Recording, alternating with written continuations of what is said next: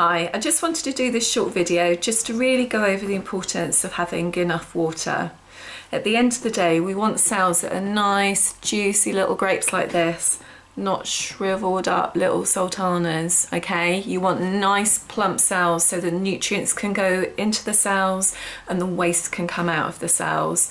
And at the end of the day, it's what keeps us lubricated. It helps our brain function, it helps us to keep moving. And actually, did you know that aging really is a process of gradual dehydration?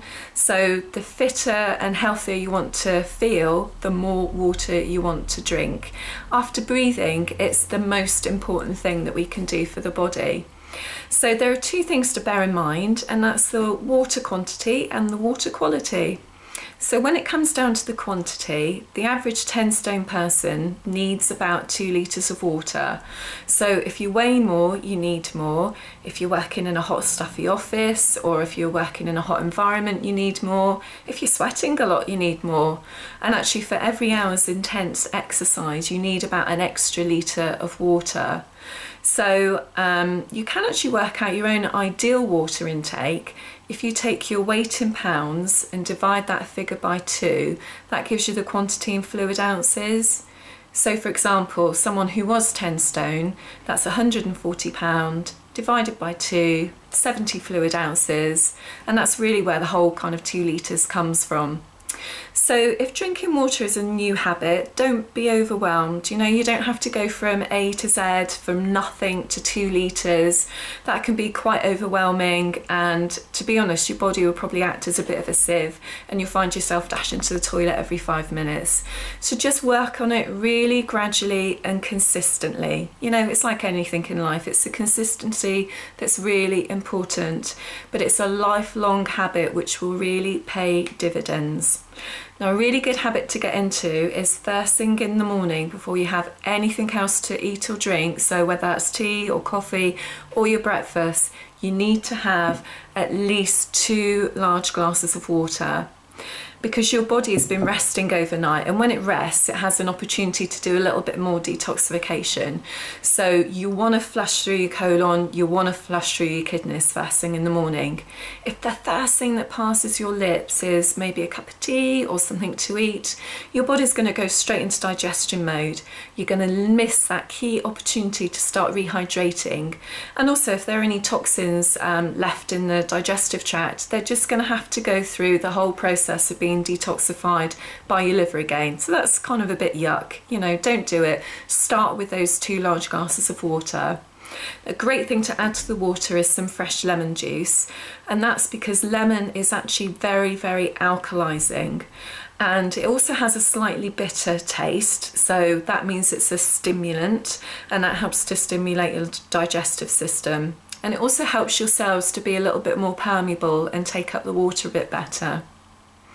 Now, if you've got normal blood pressure, and more importantly, if you've got low blood pressure, you might actually benefit from having some salt added to that water. Now, of course, salt gets a really bad press, but it's a very, very important electrolyte. Now, the reason it gets such bad press is when it's used in the manufacturing industry, they use a very cheap salt, sodium chloride, and it acts like a toxin in the body. So it's really nasty stuff. And don't even use white salt at home, okay? Even if it says it's organic, even if it says it's rock salt, it's been processed and kind of all the goodness has been stripped out. So the 2 natural sources of salt are Himalayan pink salt and Celtic sea salt. Now, I prefer the Celtic sea salt because it comes from the salt marshes in France. So that means that it's a little bit closer than the Himalayas. So environmentally, I think that's a bit better. And also because it comes from the salt marshes, as well as a broad spectrum of minerals, it has a very, very key one, iodine from the seawater. Now, iodine is very important for a healthy functioning thyroid, so it's just a really good way to get it in. Now, if you haven't come across it, it's a bit like a kind of a sludgy, sort of damp greyish colour, but it's an amazing salt to use. Now, the one I use is this one. Don't know if you can see that. And you can get it for a really good deal if you go on the internet. So well worth the investment, and it lasts for absolutely ages. So 2 large glasses of water in the morning before you have anything else, and then ideally you want to be sipping the rest of your water throughout the day. If you come to your lunch and your dinner and you think, oh my goodness, I've been so busy, completely forgotten to have the water, then before you eat, ideally half an hour before, but hey, if it's just before, that's better than nothing, you can again have another large couple of glasses of water. Because if you have it on an empty stomach, it'll go through the stomach into the intestines and be absorbed. What you don't want to do is have a lot of fluids once you've started eating, because that'll dilute your digestive juices and it'll make your tummy feel full and uncomfortable. So always have it before. So another nice habit to get into is while you're cooking your evening meal, again, just try and drink some more water before you eat. I know when it gets a bit colder it can be a bit more challenging to have enough water, so you know, by all means get some water from the kettle after it's been warmed through. Herbal teas are really fantastic, so here are some of my favourites. Red bush tea is great if you're a bit of a tea drinker like myself, because it hasn't got any caffeine in it and it's very, very low in tannins, and you kind of feel like you're having a cup of tea. This one's a great one. You might have to go onto the internet for it. It's spring dragon tea. It's called Longevity. It's got a really wonderful combination. It's very, very nurturing, especially to the adrenal glands. So it's great for anyone suffering from stress and fatigue.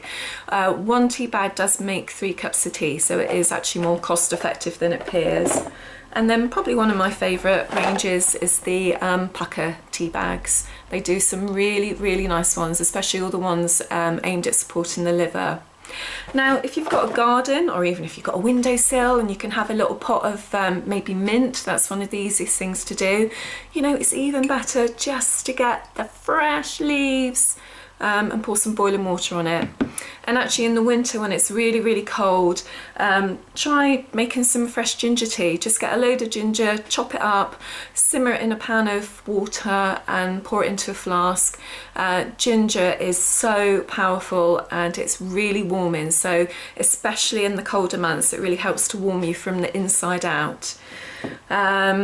Okay, so I did say the water quality is really important, and to be honest, it probably requires a whole separate little video. I don't really want to complicate things now.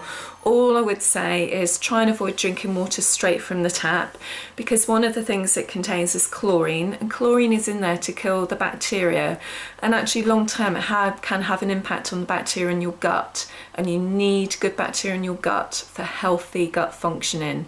So at the very least, filter your water. If you're buying water, go for spring water over mineral water, okay?